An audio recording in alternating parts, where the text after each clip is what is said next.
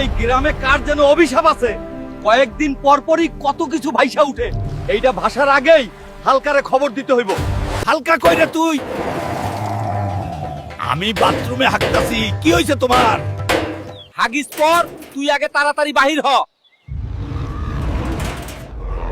তোমাদের জ্বালায় হাইজ্ঞাও শান্তি নাই।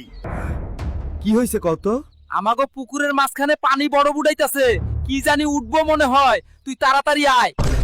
ওরে বাড়া, আবার কোনো বিপদ আইতাছে রে। হালকা, তুই পানির নিচে গিয়া দেখ কি আছে।